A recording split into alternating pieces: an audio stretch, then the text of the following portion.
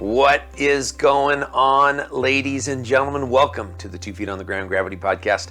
I am one of your hosts, Chris, and as usual, thank you for joining me here today. There's a lot of content out there, folks, and you get to choose what you're clicking on, and for some reason you're choosing to click on this. I appreciate it. I think it's going to be worth your while. Let me say that differently. I know it's going to be worth your while. I just got done listening to today's guest for the last 45 minutes or so, and the things that he said and the thoughts that he got flowing through my brain are extremely helpful for me. I'm going to introduce him as a problem solver. Today we're going to be speaking with Aaron Nelson, the problem solver, because that's really what we talked about. We talked about solving problems, and that's something that I've heard consistently across industries, especially over the last couple years. My friends that work in the for-profit, the nonprofit, faith-based, government, regardless of the industry, everyone's telling me that they're having these new challenges that either they used to have a solution for and those solutions just aren't working anymore, or they haven't had this problem in the past and now they're trying to find creative ways to solve these problems. And that's what Aaron and I really got into. Now, really what he does for a living, other than solving problems, is he's the chief of police for Kittitas Police Department here in Washington State. But we're going to get into family life, though, as well. Just some great perspectives from this man that has lived life and that isn't afraid of trying something new. And that's what we need to do, folks. In our homes, in our businesses, we need to be willing to try something new. Aaron didn't get into law enforcement until later in life. He actually owned a tow company for about a decade. And then, I said that wrong. He owned a tow company. And then a decade ago, he got into law enforcement. And because of his willingness to take on new challenges, he quickly progressed to where now he's the chief of police for a small police agency. Folks, you're going to enjoy it. We're going to get to that in a second. But as always, I like to spotlight Service Peace Warriors. You know, for a long time, I've talked about them being our sponsor. I say it that way because I asked their permission, whether I could put a spotlight on them. In reality, folks, there's no exchange of money here. I really respect and believe in what's happening at Service Peace Warriors. They're a 501c3 nonprofit that's raising their own money to give service animals to veterans and first responders that have been affected by post-traumatic stress. And they're doing it completely free to the veteran and first responder. And because of that, I want to constantly spotlight them because I'm hoping you're going to go check out their website. I'm hoping you're going to connect your Amazon account through Amazon Smile to them so that when you spend a few bucks on Amazon, they're going to kick a few pennies over to Service Peace Warriors. In fact, at the end of this interview with Chief Aaron Nelson, once we were offline, he recommended a book to me, and I instantly went to Amazon and bought the book, and now Amazon is going to kick a few pennies to Service Peace Warriors, and I'm going to be part of the solution of helping veterans and helping first responders deal with post-traumatic stress. Folks, check them out today. Hey, there's not a whole lot more for me to say, folks. You're going to enjoy this. I'm excited for it. Let's jump into my interview with Chief Aaron Nelson. Chief Aaron Nelson, thanks for joining me here on the Gravity Podcast. How are you doing, brother? I'm doing wonderful. Thanks for having me. Really excited to talk to you. Yeah, I'm excited too. Hey, obviously what you and I have been in training together, but what grabbed my attention more recently is some of the creative outside the box stuff you're doing at your agency. And I want to get to that here in a little bit. But before we do that, can you maybe just talk about you? How long have you been a police officer in Washington State, and kind of what has that experience been like for you? Well, I'm a second generation police officer. Dad was a cop in the city of Des Moines, and I'm a baby cop for my position. I started in 2012 down in the little city of Buckley, and then I went from there to the Swinomish tribe. Worked there for a long time, got a lot of experience, and then got recruited to come out to Kittitas right around the time of our shooting with Deputy Thompson and Officer Chavez. So been here since then, and helped Chief Taylor kind of build the agency up to a functional standard, because like a lot of small agencies, we were in that funk of we never had enough staffing, never had enough money to really do any of the things that we wanted to do or needed to do. So that's one of our biggest things that we're working on is just getting us up to standards. Absolutely. And I would think that's probably a challenge that a lot of small law enforcement agencies have across the country. Am I right? Oh, big time. Yeah. One of the things I talk about in LEADA, the FBI leadership training, is that over 80% of agencies in the United States have 10 or less officers. So these big agencies like Kennewick, Seattle, the agencies that have all these special teams and dedicated HR people, those are the exception to the rule. Most agencies are like me. They're trying to do all of these things with not enough staffing and not enough budget. So how do you solve that problem? I mean, I guess you could tax your people more, but I'm guessing the folks there in Kittitas don't want to get taxed enough to where you have specialties and everything in large police departments. So how do you get creative? I mean, obviously one of the things that I read was how you got creative with staffing, but what else? I want to get to that too, but how do you get creative with solving this police service crisis? The fact that we need to be able to provide service, but we just don't have enough money to do it. The main thing is just being willing to be open to ideas. I talk to my guys all the time and I solicit ideas. I know that I don't have the answer to everything. And one of the biggest things is listening to the guys, because they're on the front line. They're the ones that are out there patrolling. And I can't tell you how many small tweaks we've been able to make just because one of the guys will come in and say, hey, why don't we do that this way? And it's maybe not earth shattering, but it's just enough of a change that we're able to be more efficient so we can put more effort somewhere else. Constantly making small tweaks and adjustments like that is really how we've been able to be effective, and not getting stuck in that rut of, okay, well, agency A does it this way, so we have to check this box and create these 8 documents in order to accomplish this task, when really for most things you can bypass all of that crap and go straight to, hey, I'm going to do this, and this, and then that'll be done and we can move on to the next thing. Yeah, I have a buddy who's actually a retired police officer. He really has invested a lot of his time in financial planning, and he equates it like the big investment firms versus some of the small guys to like a cruise liner versus a jet ski. With the cruise liner, you got a lot more services, you got a lot more resources, power behind the boat. But with a jet ski, you can turn on a dime and be heading in a different direction when that's the right direction to go, right? It just gives you a lot of flexibility. Wow, I like the fact that you're really putting them in the driver's seat to solve these problems, because my guess is when it's their idea, they're going to embrace it a lot more. It's so much easier to implement change when this is coming from the guys and the gals. When the buy-in starts immediately with them, I don't have to sell the idea to them. I don't have to convince them to come along with me on my idea. It's, hey guys, what can we do here? Give me your idea. And then I might shape it and mold it a little bit. But when the idea starts with them, it's huge. Yeah. So I love that as a leadership principle, right?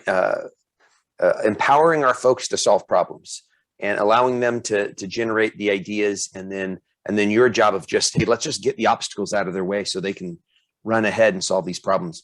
Do you have other like solid foundational things that just is you know what I'm saying, that really resonates with you, that you communicate to your folks as kind of foundational leadership principles?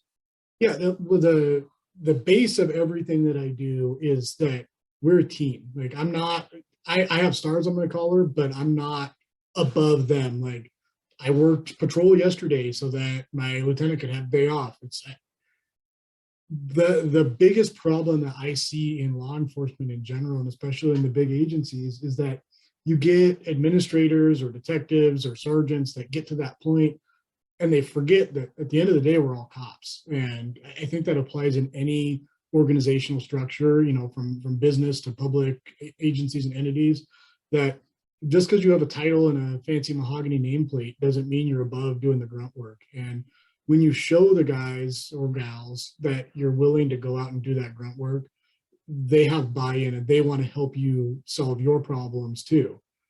That's the biggest thing. And just treating everybody like I would want to be treated. Being a baby cop and having made it to the point that I'm at in my career, I'm not so far removed from patrol like a lot of chiefs and assistant chiefs and sheriffs are. You get guys that get to that point that they did 8 or 10 years as a detective, and then another 10 years as a sergeant, and then they were a lieutenant and a captain, and now they're the chief, and they're 3/4 of their career removed from patrol by the time they make it to that point. And it's really easy, and it's nothing against them, it's really easy once you have run through that gauntlet to forget where you came from, and to forget what it's like to work midnights and eat gas station hot dogs and drink energy to stay awake. So it's not forgetting that. And Adam Fortney, the sheriff up in Snohomish County, one of the things that they do up there that's really cool is you see their whole admin crew will take night shift and give their night shift a day off fairly regularly, and I think that's really cool. I did not know that. Up in Snohomish County, huh? Yep. Wow. Now, what do you think? Now, here's the challenge, and I've had great discussion with chiefs and sheriffs at different size agencies. One of the concerns that I've heard is ultimately you have a use of force, you have some kind of major incident happen, and we have systems in place to allow for oversight so that we're doing our job as law enforcement officers and policing ourselves and maintaining public trust. What happens when you get involved in a major use of force? You're the chief. Mm-hmm. Is your lieutenant going to investigate you? Is the city manager going to, and I say investigate you, I'm meaning investigate the incident to see if it's within law and policy. How does that work? Because that's the concern I've heard from administrators with larger agencies is if I step out of my lane and something big happens with me, who's going to fulfill my responsibility that I normally have? Sure. Well, it's no different than, say, you're just a cop on the road and you pull over your best buddy and he's drunk, or you pull over a fellow officer within your department and there's something that needs to be investigated. Standard practice, at least everywhere that I've worked, is I don't deal with that. I call somebody else, typically in the outside agency. So like if I got into use of force, I'm reaching out to the sheriff's office to come and investigate that. That way it's an outside third-party entity that comes in. Sheriff's office can call state patrol or call a city agency. We have to be more cooperative. We're all on the same team and we're all in this together. And that's where I see a lot of issues within policing is, you get these silos that, okay, well, this is my city and I'm going to do everything in this city. Well, there's not a lot of us. So when it comes to like, okay, I need a drone, I'm going to reach out to the sheriff's office. Hey, I need a sex crimes investigator. Ellensburg has an excellent one. So I'm going to reach out to them to come over and help us out. And the same thing applies. Like if I get any use of force, okay, well, my lieutenant shouldn't be investigating me. My civil service commission, is probably going to get involved, but ultimately an outside agency is going to come in and investigate that and make sure that we're all good.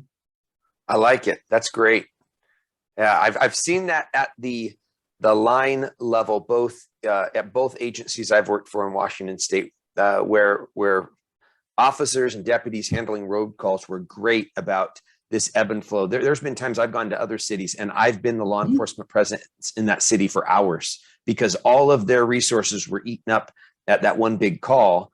And so, and I've done the same thing as a supervisor where I've gone to another city and I've gotten with dispatch and said, I now have the city. And of course I communicate with their agency to make sure they want me to take their city for a while, but I have the city now. And if something happens in the city until we get more resources, I'll be the supervisor on duty. And I just love it. I love that partnership because I think that's what our citizens expect from us. Absolutely. I think that's what they expect when it comes down to stewardship. And I've never liked the phrase do more with less, because it's like eventually you just can't do more. Eventually you have to do less with less. And that's what people have to hear sometimes. But I think there are times for us to be creative like this and to, think outside the box, which let's get to it. Because again, this is one of the things I really wanted us to unpack. This is insanity. You guys are like on firefighter schedule. Do you guys have bark loungers there at Kittitas Police Department? We do. Yeah, we have a really nice couch in our living room. The dual recliners. I even have a nice couch in my office now with a pull-out sofa. So when I cover night shift, I can come and sleep. I love it. So let's talk about that. What What caused this? What was that challenge that caused you to start looking creatively to schedules? And then how was the implementation, and what does it look like now? Well, when I took over as chief last May, as interim chief, and my main goal was I wanted to provide 24-hour coverage. It's what people were screaming for. Everybody wanted it. We had gotten approval for an additional officer just solely so we could facilitate that. And anybody that's ever done scheduling and budgeting knows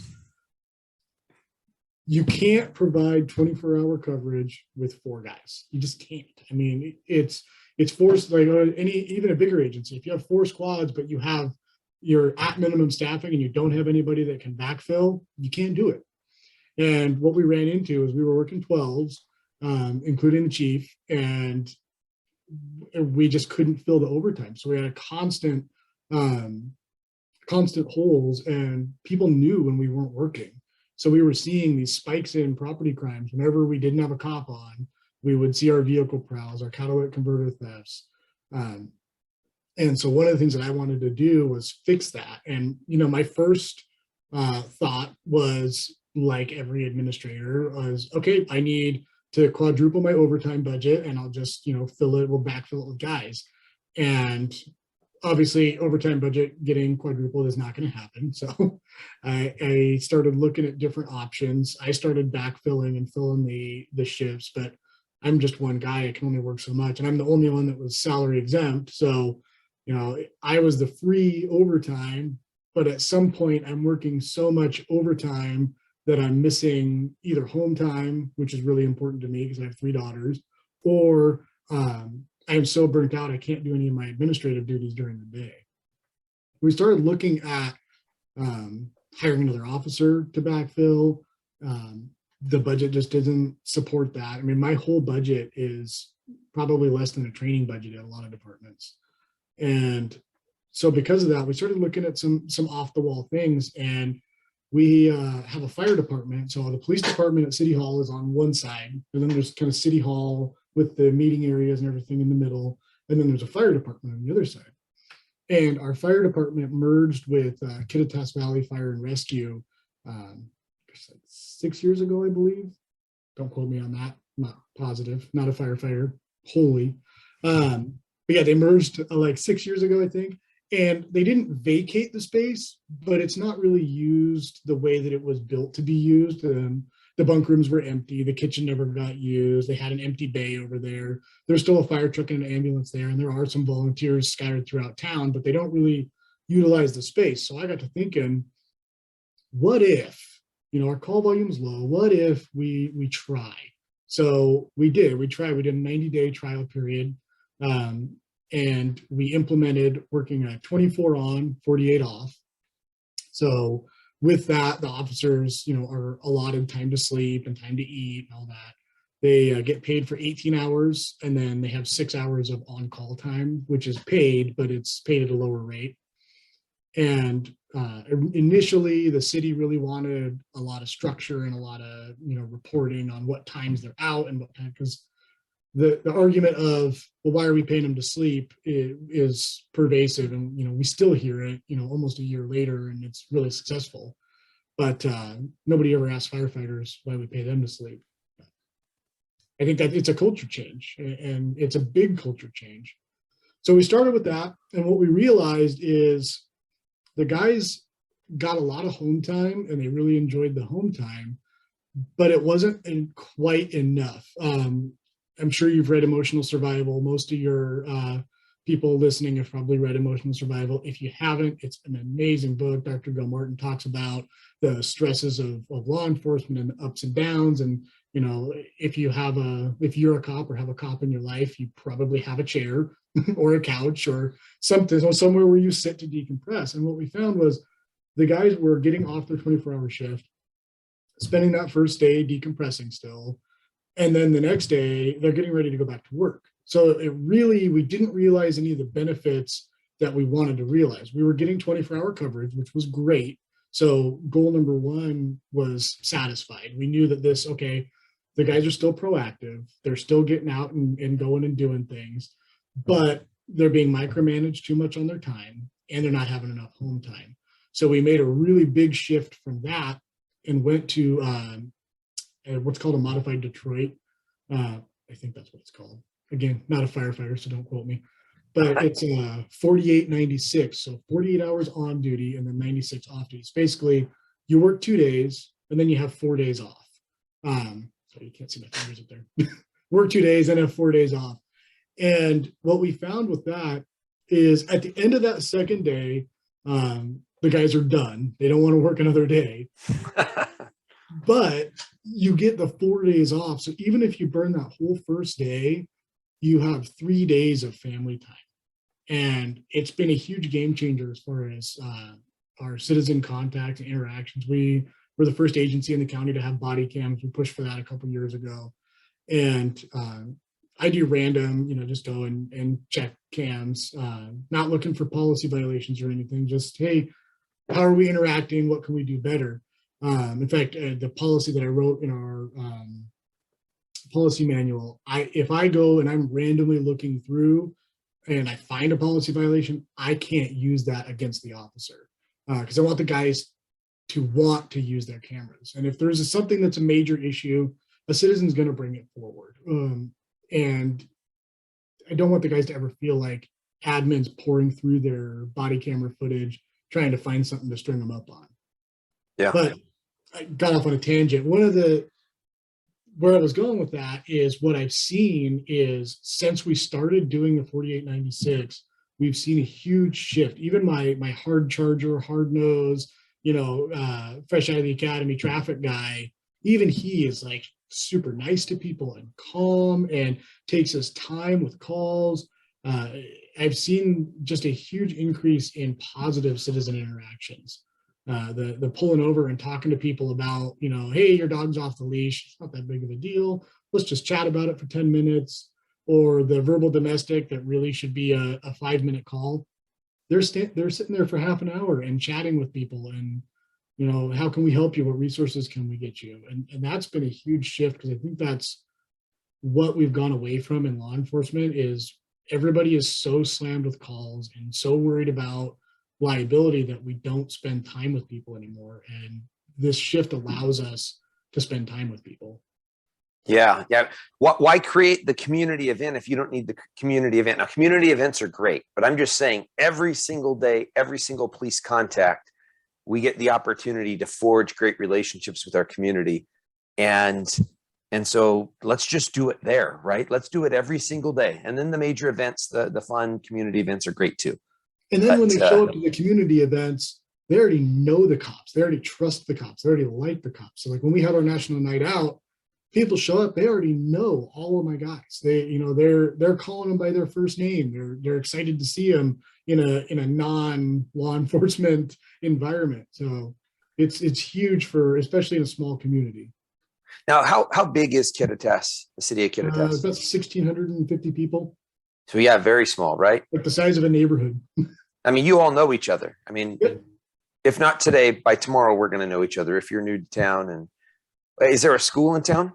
Yeah, we have 2 schools with a secondary school and a primary school. We actually absorb most of the surrounding county area for schooling.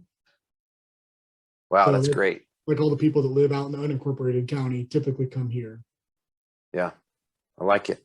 Hey, you don't just solve problems when it comes to policing. You solve problems when it comes to snow as well. So part of being a small town employee is whatever the greatest need is today, everyone's getting on board. At least that's what I saw with, I think it was maybe a LinkedIn post or a Facebook post that you'd done where you're running the snowplow. Yep. So tell me about that. Everything here.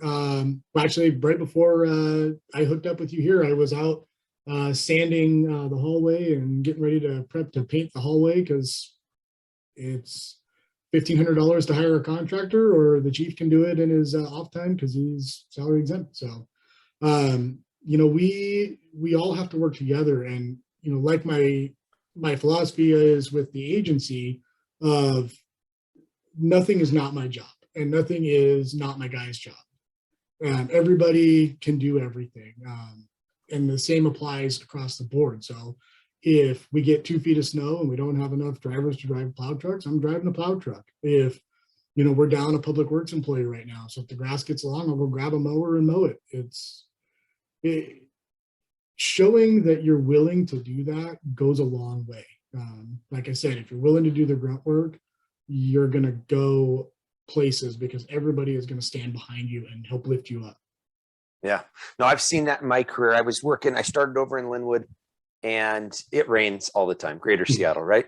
Yeah. And the night before, there was these big pooling, water would pool up at intersections because leaves would get caught in the storm drain. And I cleaned exactly 0 storm drains the night before. I'm driving around being a police officer because that's my job.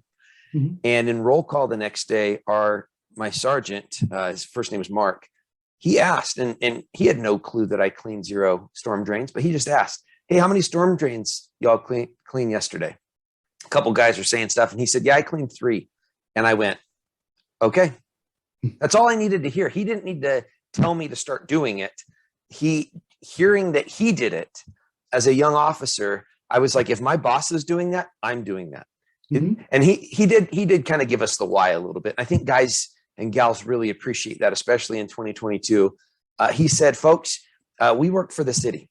And when our citizens are driving through an intersection, and because of the pooled water, something goes wrong with their car, they lose traction, there's an accident, whatever it might be, that is a city problem. We are to provide a safe environment, the roadway, for our citizens. And that there's no city workers working all night. We are, right? The firefighters are back in their firehouse sitting in their barca loungers, but we're working. I love firefighters. I really do, but I like to poke fun at them a little bit. But we are out there and we see the problem. So we can call someone on an overtime. You didn't really mean it. Or we can get out and clean out some storm drains. And that has carried with me, moving over here to the east side of the state. I've seen it, and instantly his face and his words are in my mind, and I'm throwing on my solid blue lights so that, everyone knows I'm getting out of my car, and I walk over and clean out some leaves, and then I carry on doing whatever I'm doing. So yep. I love that mentality. One or two. So our Facebook, we have a department Facebook page, and our following on there is roughly 6 times the population of the city. And part of that, the 2 posts that I've seen that have gotten the most engagement have been the one where I drove the snowplow, and then where we had officers out fixing a stop sign that got run over because we just didn't have public works available. They were working on a water line project. The citizens want to see that you're their problem solver. You could take police officer out of our title, and we just be professional problem solvers. That's our job. Yeah. Well, and that's the reality, right? That's what police officers are doing every day. Yep. You guys are just taking that super narrow focus and bringing it out here to be more citywide and community wide. Yeah. And I'm not saying that, every agency should have their cops out, painting City Hall and doing all the things that, other departments should do. It's just like the schedule. I talked to chiefs at big agencies about it, and it's not necessarily the be all in. I think it applies up to a certain point. I think it's applicable to larger agencies, but the goal of it, and the reason that I'm, hoping that it spreads a little bit, isn't necessarily the schedule. It's the meaning behind the schedule. Try something different. Try something outside the box. Like look at alternative options to what you're doing now. Because if what you're doing now isn't working, there's a better way. And worst case scenario, if you try something new, you can always go back to the way that you were doing it. But at least you tried. Yeah, absolutely. Wow. And hey, what other? Oh, go ahead. Oh, so I was going to say, so, and for us, I touched on it really briefly, but one of the other things that we've seen is by removing micromanagement from the officers and from their day-to-day. Initially, council really wanted us to have really structured on-call times and structured when you're going to be out patrolling and when you can be in the office. And what we found is that actually lowered the productivity of the officers. So I stripped all that out and said, listen, I give you guys a gun, a badge, a patrol car, and the authority to take people's freedom away. I trust you to manage your time properly. And frankly, if you can't trust your guys to manage their time properly, you should hire new guys, because Yeah. that's the lowest level of trust for all the authority and things that we give to the cops. If that's the part that, if you're managing when they can wear long sleeve shirts and how they do their time cards, that's a problem. So we did that. We stripped all that out. We saw a huge rise in proactivity. And one of the things that we just did a report. I'm in the middle of making our state of the agency report. And as part of that, we compared 2021 to 2022 crime stats. And the only thing that we changed from 2021 to 2022 was we implemented a schedule that gave us real 24-hour coverage. And so we compared January. Sorry about that. Phone calls happen. That's cool. Yeah. So we compared January 1, 2021 to April 21st, 2021 to the same date range in 2022. And what we found was a 31% drop in our activity when you subtract out traffic stops. Obviously, traffic stops are traffic stops. They shouldn't count in any of your crime data. We went further and subtracted out vehicle contacts, social contacts, other self-initiated contacts, and we still saw a 25.6% drop in our calls for service. And so I thinking, okay, well, this has to be countywide. I can't. It's a big drop. And Yeah, so I ran the data for our neighboring cities and for the county, and I actually saw a 16% increase in one city, a 10.6% increase in another city, and then a 1.29% increase countywide. So it is an anomaly, and it's stuck just to Kittitas. And the only thing I can attribute it to is happy cops and 24-hour coverage. So we're doing that without, realistically, we should have 6 cops and a chief, and we're making it work with 3 and a chief. And so it's a money saver, but also deterring crime. Well, so you're still having, with 3 and a chief, you're still having to step in and cover when folks are on vacation or bring people on overtime, one of the two, correct? Absolutely. And I haven't, my overtime budget is ridiculous. It covers like 4.5 shifts for the whole year. And I haven't had to use an hour of overtime since we started this schedule. I step in and cover, but even that, maybe 1 or 2 days a month. I don't have to cover that often. Nobody really takes leave. And if they do, it's way out, and they take 2 days, and it's pretty easy to backfill and cover because they're gone. They work 2 days, then they're off 4, then they work 2 days. So, I mean, really your work week now is what a weekend used to be. So you have 4 days to get ready for your work time. You work 2 days. It's basically your first day on is Monday, which everybody's usually in a fairly good mood on Monday because you're coming off your great weekend. And then your next day is Friday. You're getting ready for your 4 days off. So, you remove that middle of the work week funk. Everybody around that, if you're working 410s, that Wednesday, you start like, oh, I'm ready for the weekend. And your proactivity starts to drop, and you're really trying not to catch paper. And we don't see any of that because they have that work-life balance now that police work robs from so many people. Yeah, no, I love it. Hey, what other officer wellness initiatives have either you guys implemented or maybe you're looking at? Are there others, just that whole person approach that I kind of hear you doing with the scheduling? Absolutely. So the first thing that we did is Dr. Bill Martin's book we gave out to all the officers and their wives. As we go into summer, part of our monthly team meetings that we're doing, we're actually bringing the wives in and the kids in so that it's, hey, you have some training. We're going to go, the cops are all going to go do training while the wives hang out. And then we're all going to get together and, have dinner together and build that team and build that culture. And I think that's huge. Like not just a clique, not just a squad, but the whole agency getting together and saying, hey, we all value each other and we want to spend time together. You all matter, not just the cops, but your families too. Paying attention when somebody comes in, they're having a bad day, talking to them. Hey, what's going on? Oh, I'm having a hard time at home. Cool. Go home, fix it. Come back when you can. And that's huge. Being able to just in a small agency, it's easier. In a bigger agency, you probably have to have your sergeants doing that, not the chief level, because you're not going to interact with your guys every day. But Yeah. those are two of the really big things.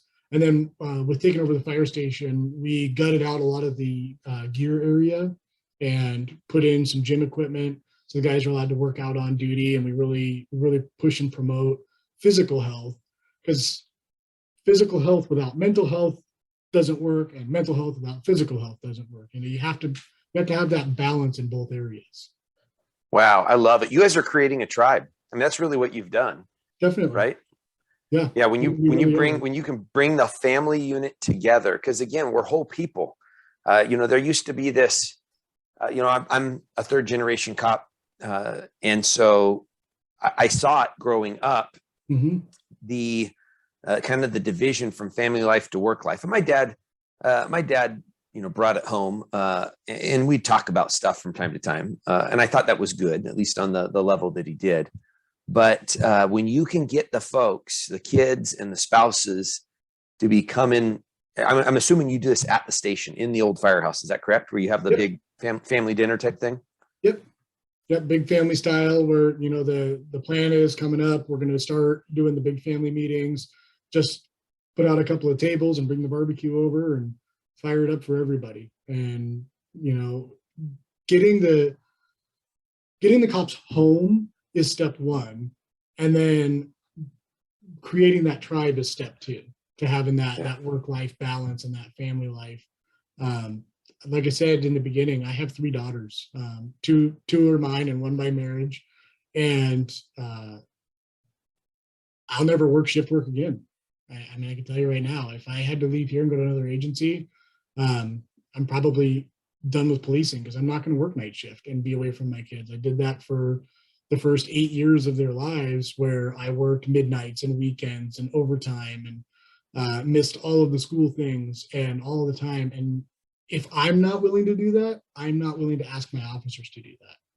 And one of the beautiful things of the schedule is shift work is a thing of the past. Like, you'll work some night shift, you'll work some time at night, but even a busy night, it tends to calm down about 4 o'clock. You can go take a little nap, relax. Even if you have to go home that first day and crash and lose that whole first day, you can still get back on your rhythm and get back with the family. And you've got 3 days to spend with the family. And you're spending more time at home than you are at work, and more time at home being present than you are recovering. Because you talk about like 5/8. Okay, well, that first day you're recovering, especially if you're a graveyard guy. So you really only have 1 day at home, because that first day doesn't count. If you're working 12s, same thing. Every other weekend, great, you get 2 days at home. But by and large and in general, you only get 1 day at home. And that 1 day at home is spent getting ready to go back to work, because you have to be in that right headspace to go back to work. Yeah. Wow. I like it. Hey, I see your sign in the background. It says, "Do good work." I like mantras like that. What did that come from? Was that from a gift someone gave you? Is that a mantra that you've had in the past, or? My wife actually gave it to me, and it's something I say. It's very, very much along the lines of, "It is what it is." And she saw it and had to grab it for me. Yeah, I love it. But that's go ahead. No, I was just gonna say that, little things like that, it rubs off on the guys, when you say, go out and go do good work. They remember things like that. You can sit and quote Sir Robert Peel and give them books to read and all that crap, but that's the kind of stuff that sticks with them. Yeah. If people aren't readers, they don't want to read, right? And so giving them mantras and these easy to grab a hold of things that say a lot just in those 3 words, right? This says an awful lot. Hey, let's unpack being a dad of daughters a little bit. I have 4 girls, and it's remarkable and as scary as possible, or as scary as can be. What has that experience, that ride been like for you? It's terrifying. I love them to death. I've got 3 little tomboys. They all ride dirt bikes, and have a great time. But yeah, it's terrifying. Little boys. I have a lot of buddies that have little boys, and they break things. But they're boys. You let them go forth and conquer. And it's hard for me as a dad to remember to let go and let them grow up, because they're daddy's little girls, and I constantly am trying to shield them and make sure they don't get hurt and don't get their feelings hurt. And yeah, that's the hardest part about raising girls, is just letting them grow up and letting them turn into women, but it happens too fast. Yeah, no, it totally does. And no, that's been my experience as well. I want to protect them. And the idea of really, really bad things happening to them is my motivator there. And as police officers, we experience the really bad. We see that stuff happening, and it's like, man, not my baby. I'm going to make sure, I'm going to educate her. I'm going to do all these things. I'm going to wrap her in bubble wrap. Right. Yeah. But then when they turn 18, they have zero life experience and ability to go out there and function as women, as you said. Right. And so I believe I think it's Jordan Peterson that said it, that you have to let your kids do dangerous things safely. And I try to remember that when they're out doing things, like, okay, I'm going to let you ride dirt bikes. I'm going to let you, get on the tube behind the boat. I'm going to let you go hiking. I'm going to let you go to sleepovers. I'm going to let you do dangerous things as safely as I can let you do it. Yeah. Oh, go ahead. Oh, I was just going to say in my professional career, I'm really proud of some of the things that I've done, but at the end of the day, the thing that I'm the most proud of is my girls, and how sweet and loving and caring they are, and how much they care about other people. It really shows that they got the attention and energy that they needed, and trying to continue that. And I'm divorced, like most cops. I mean, you're the exception to the rule. Most of us are on second and third marriages, and I listen to your marriage podcasts and try to apply some of those to my new marriage. But one of the things that I'm really proud of doing in my life is, my ex-wife and I have a wonderful relationship, and the girls come first in all things. And I really hope, if anybody listening to this takes anything away from this podcast, I don't care if it's the schedule. I don't care about crime stats. What I care about is your kids matter more than anything else. So your petty feud with your ex-wife or ex-husband, it doesn't matter. What matters is have a great relationship. Let the kids see what that looks like. And even if you're divorced and it's irreconcilable, be kind to each other and let them see that, because they're what matters. Yeah. Wow. I already have a lot of respect for you, Aaron. And now I have a lot of respect for you and your ex-wife, not even knowing her, just off the shelf. If the both of you can find that middle ground, and that's where the kids are, that's the middle ground, wherever the kids are at. And sometimes you need to give up more. Sometimes she probably gives up more, and you just have to go back and forth with it. Absolutely. Because you're right. This job just chews people up and spits them out. And it affects our family life and oftentimes our marriage. That's where the strain oftentimes happens. And I've seen it a lot of times, but then we sit there and we learn and we say, all right, where are we at now? And focusing on kids is definitely the focal point. I didn't know we were going to go here. This is good stuff though. This is really good stuff that I hope people are processing and unpacking, whether it be they've gone through a divorce, right? And they're trying to figure things out at this point, or whatever season of life they're in. Just again, it gets back to those foundations. What are our foundations in life? And I would say I don't think my kids are my foundations, but my foundations lead me to prioritizing my kids and helping them grow up to be wise. I was going to say this, my 16-year-old just got her license. Oh my gosh. And she's a really good driver. So like, I don't have fear of her getting in a wreck, but she wanted to go to the mall, and she asked to take my youngest daughter with her. And we thought it was a great sister outing. So we said, yeah, go do it. But as she's gone, and this was yesterday. Yeah, I think it was yesterday. As she's gone, my brain is in cop brain now. I'm in active shooter brain. Yeah. I mean, when there's some kind of threat of violence at the mall, have I prepared her? I know I've had the conversation of what to do. And now she's the leader, right? I mean, she has her younger sister with her. And now I'm entrusting my 16-year-old to make wise, critical incident decisions.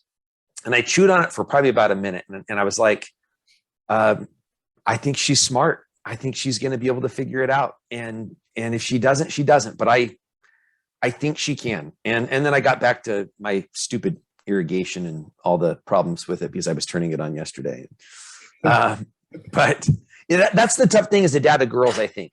And maybe I would feel the same thing as a boy. I don't know. That's not my experience. I have 4 daughters. Yeah. But it's that, have I gotten them ready? Have I gotten them ready for the absolute profanities of this world? Because that's what the world gives you sometimes. The absolute, just heart-wrenching garbage. And I always worry that maybe I just haven't quite done enough. Yeah. Well, I don't know.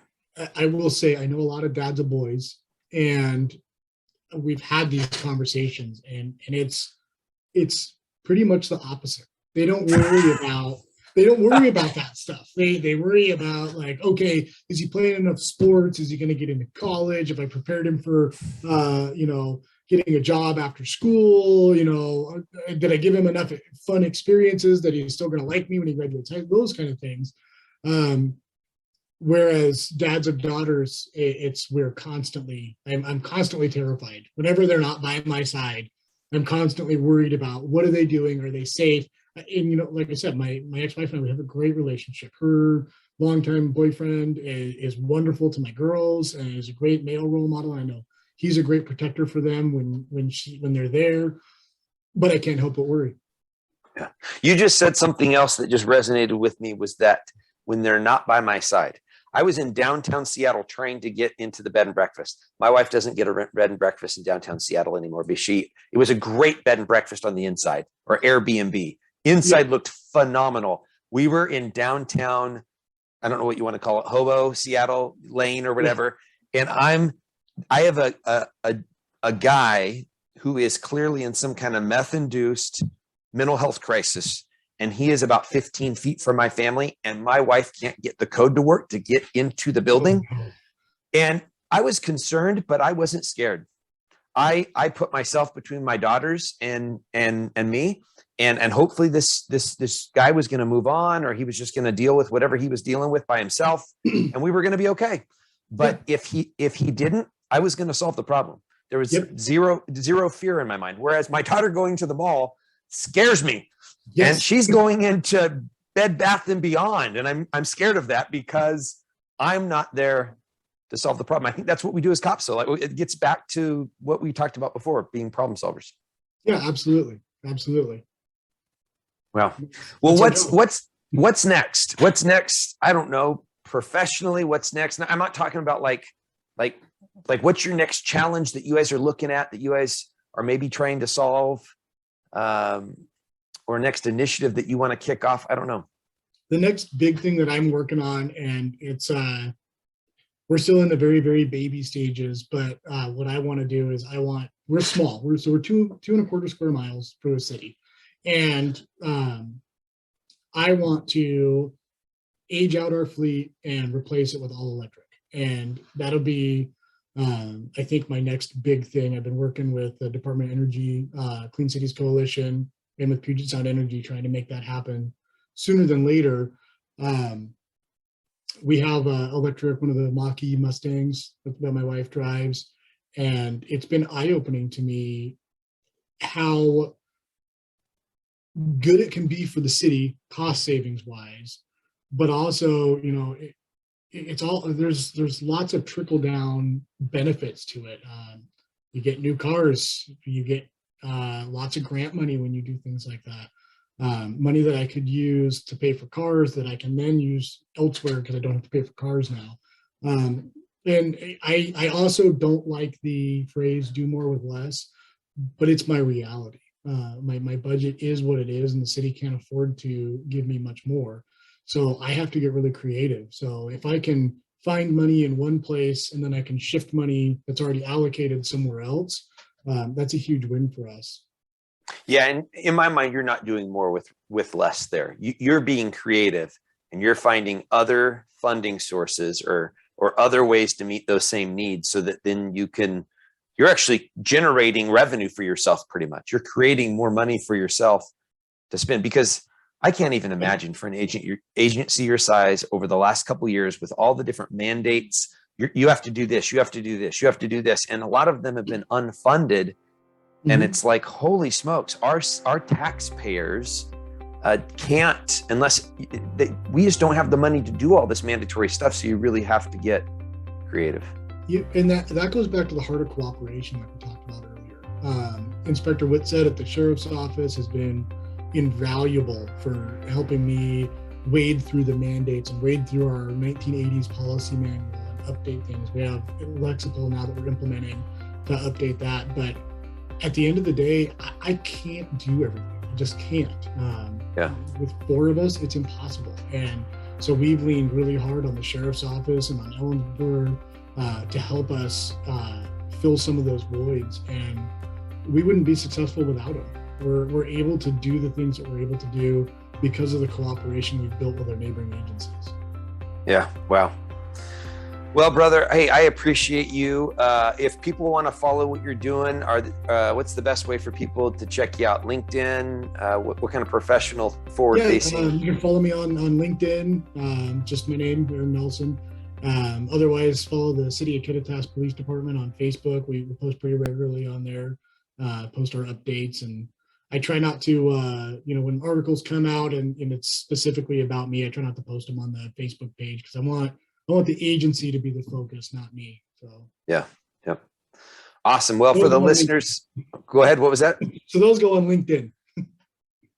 Well, for listeners, whether you're consuming this on YouTube or on a podcast platform, just check out the descriptions below and those links, both for Kittitas Police Department and for Chief Aaron Nelson, will be down there, and definitely worth following. Great content being sent by both. Brother, time is my most valuable commodity. I can't create more of it, and you've just given me a chunk of yours. I really appreciate you, brother. Absolutely, and I appreciate you. Thanks for having me. Yep, have a great day. You too. Well, ladies and gentlemen, there you have it. I hope you enjoyed the conversation I had with Chief Aaron Nelson as much as I enjoyed having it. Folks, we want to hear from you. Jamie and I are constantly wanting feedback on how we can be better at this. There's a lot of different ways you can do that. First and foremost, if you haven't done it yet, regardless of whether you're consuming this on YouTube or one of the podcast platforms, please follow us. Follow our 2 Feet on the Ground Gravity podcast channel. Like it, share it with a friend. If you're consuming this on Facebook, on Apple, or on Spotify, you can rate and review us. On our main page, there's 5 little stars that are waiting there. We'd really appreciate a 5-star rating if we've earned it. You can also shoot me an email at chris@gravityct.com and let me know of future Marriage Monday topics or guests for me to interview. Folks, we only get to live this life once. Go and take care of the folks in your tribe well. Love each other. Take care. God bless.